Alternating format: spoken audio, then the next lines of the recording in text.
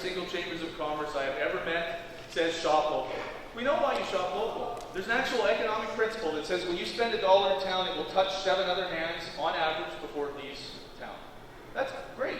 I spend money in your store, you spend it, it winds up in your hands, 7 people get to touch that dollar and spend it 7 times before it leaves on average. But if you spend $1 out of town, it's gone forever, most likely. But we don't do that as consumers within the community.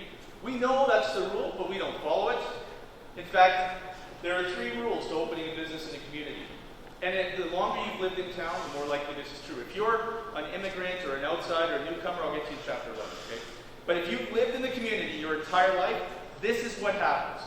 Phase number 1, the business opens. You put all of your investment, all your life savings, all your equity into it to open it up. And then, in the coffee shop, the most evil place on earth, where never a positive word is said and very little truth is ever spread, they start talking.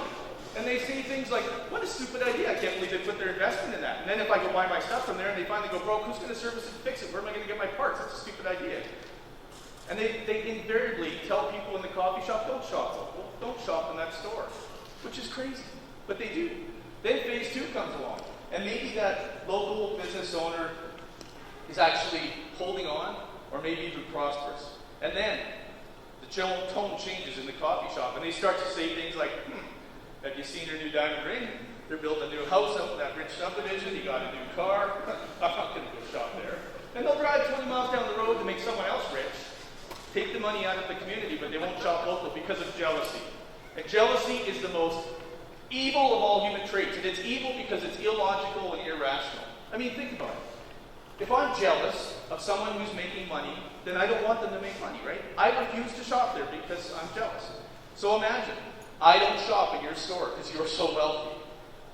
I talk everyone else out of shopping in that store. Eventually you go broke. Well, that's wonderful. I have nothing to be jealous of.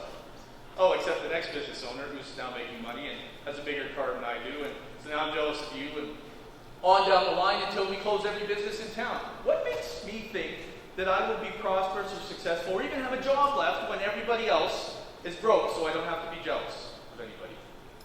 We kill our communities with jealousy. And then the third phase comes along and the business finally goes broke, or moves to a larger center, or gets bought up by conglomerates, so all the profits leave town anyway. And then people in the community say, what do we have to do to keep the business in this town? When they're the ones that killed it. So if you want to kill your community, shop elsewhere. It will drain your community's financial bank account and its spiritual.